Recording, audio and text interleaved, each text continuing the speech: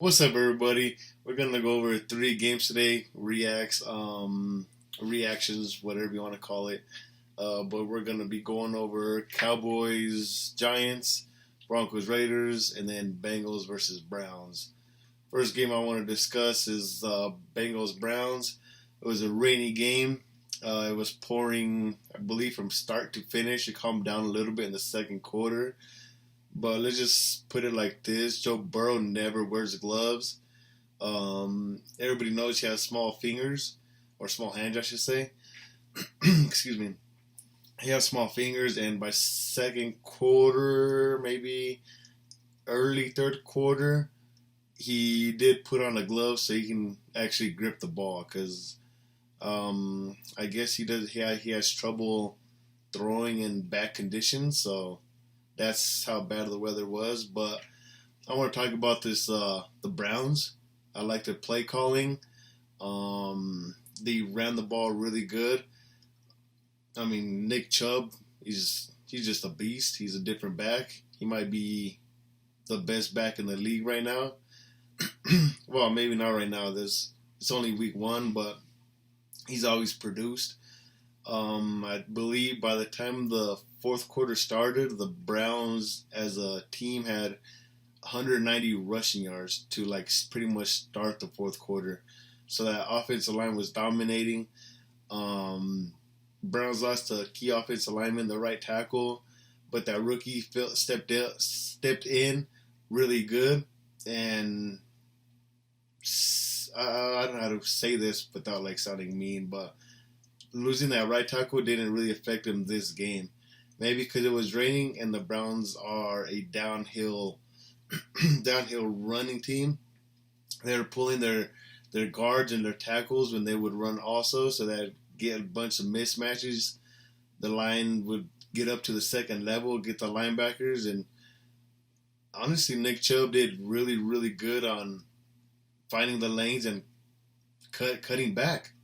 So he had showed excellent vision. Watson would scramble with his legs. Um, I believe I think it was second quarter. I can't find it right now. Second quarter, I think he threw a interception to Daxton Hill, who replaced Jesse Bates, who's currently in Atlanta, but the ball was tipped, which made it a bad pass. But other than that, I think Watson looked pretty good. Couple bad passes here and there, but I think most of that was because of the rain. The ball was slippery, so both quarterbacks couldn't really grip the ball. Um, That's just on the offensive side. Let's talk about the defensive side. Man, adding this Zadarius Smith along with Miles Garrett and they have Tomlinson, just those three, they have some serious pass rush. And to go alongside with maybe the best, I don't want to say the best, but a legit duo in Greg Newsome and Denzel Ward.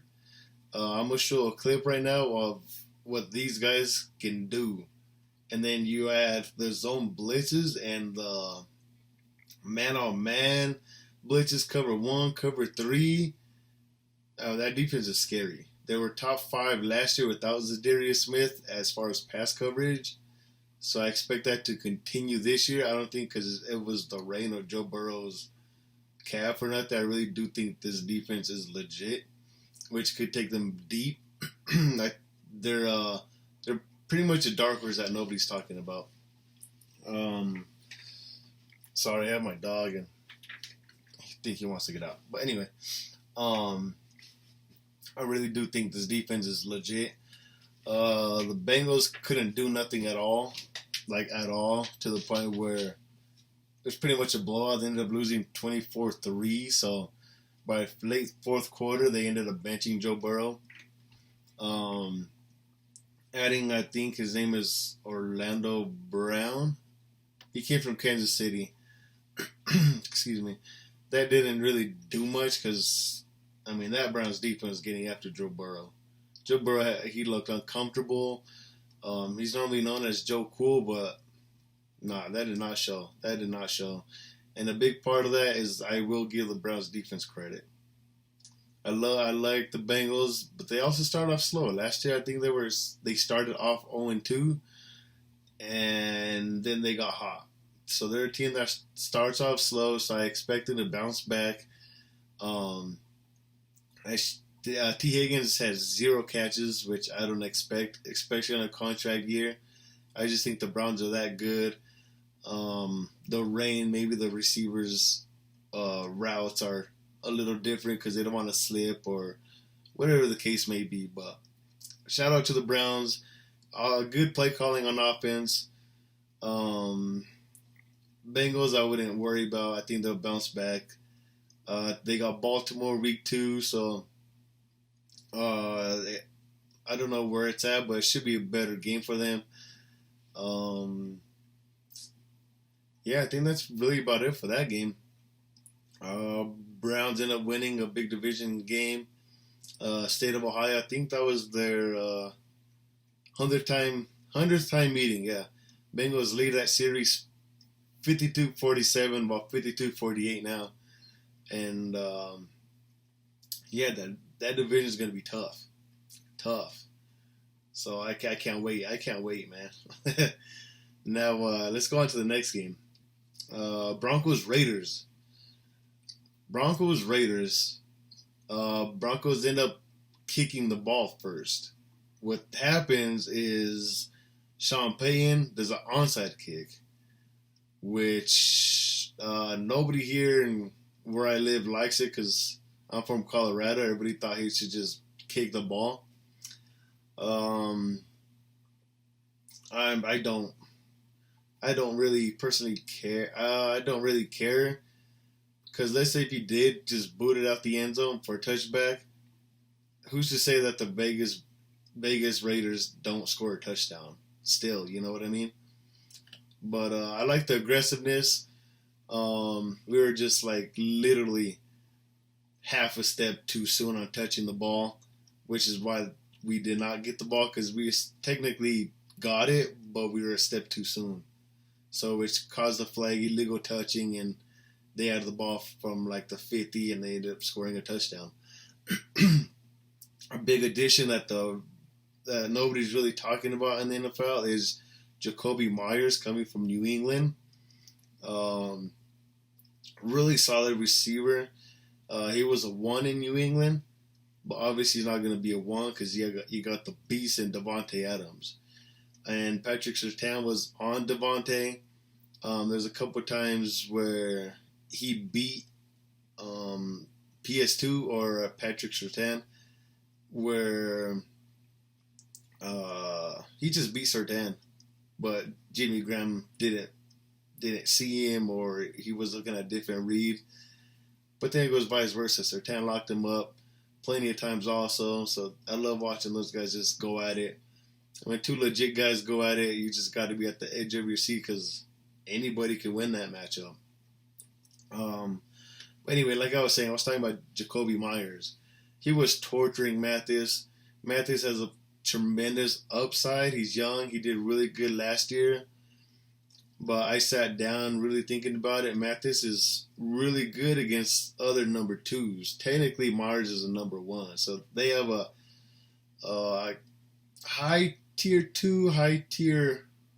Let's just say he's a 1 receiver. Let's just put it like that. So the Raiders really utilized that. They really exploited Mathis. And let's talk about the Raiders' offensive line. They really impressed me. Big lanes. I wouldn't say big lanes. Good lanes for Josh Jacobs. Josh Jacobs looked like he didn't miss a beat. And I guess he was training in somewhere where there's like 7,000 elevation. I'm not sure where, but he came in football shape. Broncos could not get to Jimmy Garoppolo.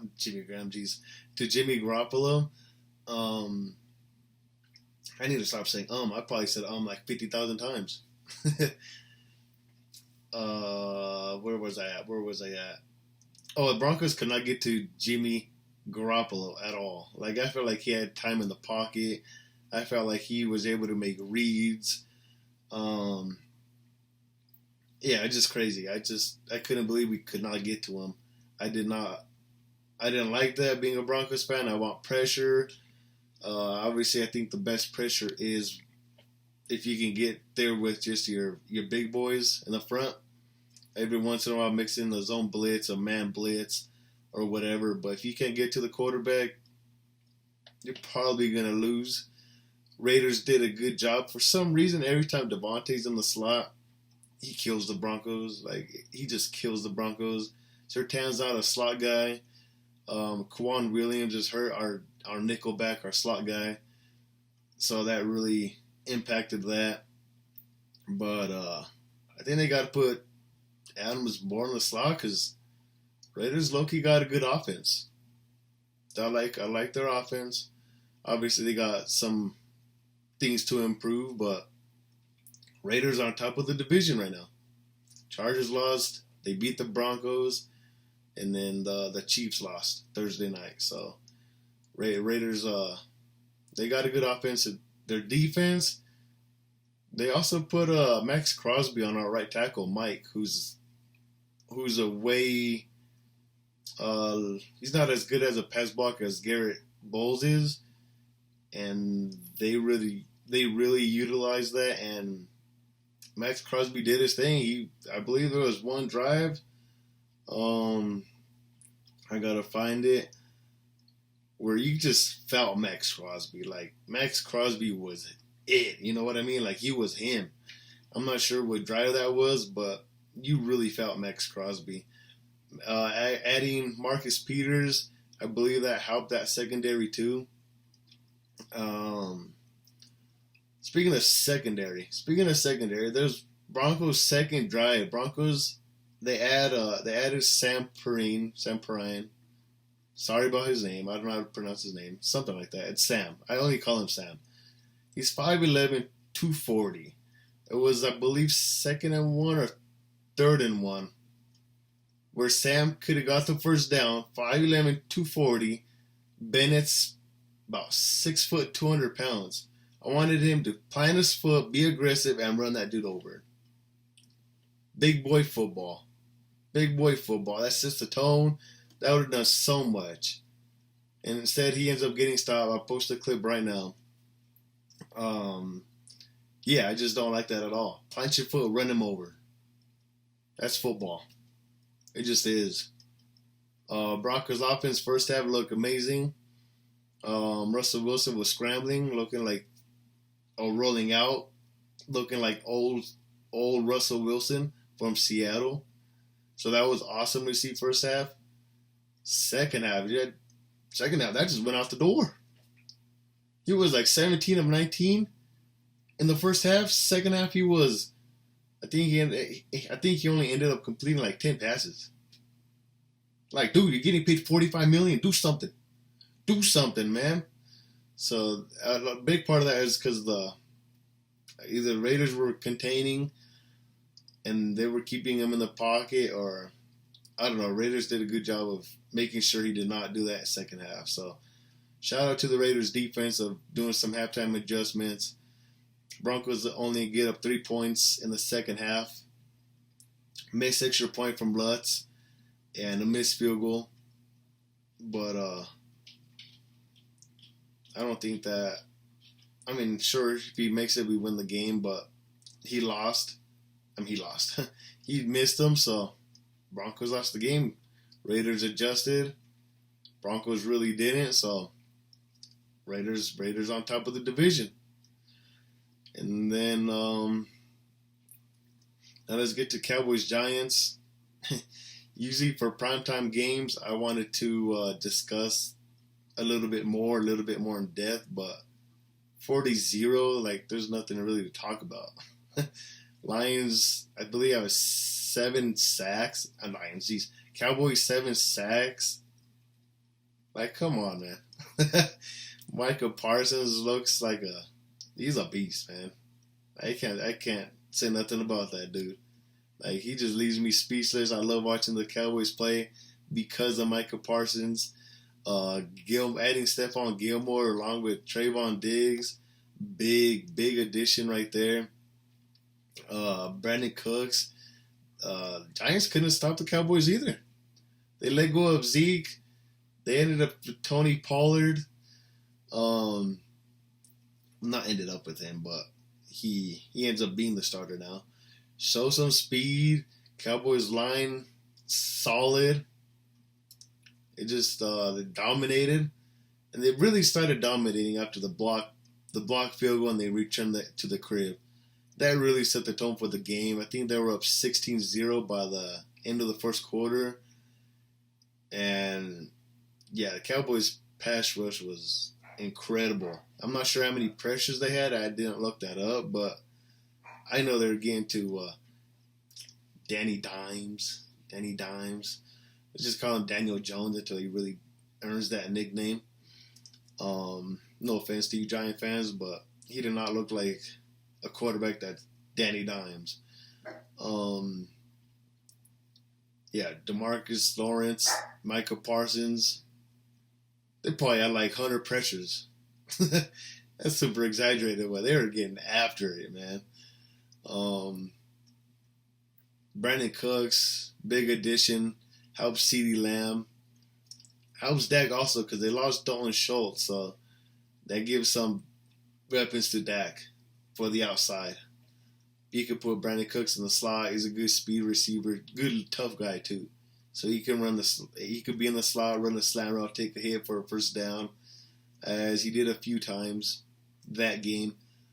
But by halftime, I didn't know what the score was. I think it was like 28-0, 26-0, something like that. That was a little disappointing game because I wanted a good rival close game, kind of like the Broncos Raiders, but it was far from that. Either the Cowboys are pissed this year and they want to go further and beat the Niners, beat the Eagles. That was a pretty big statement game, I would say, from the Cowboys. Week 1, heavy rain also too. By the way, so I'm discussing 2 rainy games this video, which could be an impact, maybe not. I'm not going to overreact. It's week 1. Let's talk about some good things. I guess the Giants did. It's very hard to find them, but they're including Barkley in the pass game, which is good. They would motion him out a few times, getting some mismatches, which I believe that's when they would march downfield. I would like to see Darren Waller a little bit more involved in that offense. I know he's dealing with a hamstring injury, but that's what I would like to see more from them, as you did add him for a reason, and I just don't feel like he was utilized enough. But it's really hard to say anything good about the Giants, but that's what I would do if I was going forward. Use both Waller and Barkley a little bit more, and then from there, you could open up that. I think that'll help the other receivers out. You know what I mean? That's really about it for that game. There's 40-0. Like, I can't really say much. Another cool thing that the Cowboys are doing, they want to get Turpin more involved in the offense because he's really dangerous when the ball is in his hands. So they lined him up in the backfield a few times and just handed the ball off to him. He made some plays out like that also. So Mike McCarthy is a play caller now in Dallas. So he's pretty good. Not too bad. I like what I saw from Mike McCarthy. So, if you guys like this video, like and subscribe, share it to your friends. But those are pretty much my reaction from those 3 games. I think if you guys heard, I've been talking about pass rush a lot. Max Crosby was giving Russell fits. Myles Garrett, Zadarius Smith were giving Joe Burrow fits, and Lawrence and Micah Parsons were giving Daniel Jones a lot of problems. So from those 3 games, pass rush was really key. A little bit of a tongue twister. But that was pass rush is key for those 3 games I talked about. I'll talk about some more tomorrow, Tuesday, and then I'll finish it off Wednesday with the last few games, 3-4 games. But hopefully you guys like this video. Like and subscribe. I'm going to be doing this every week. And this is fun. I hope you guys really like this too. So peace. Thanks for watching. Have a good day.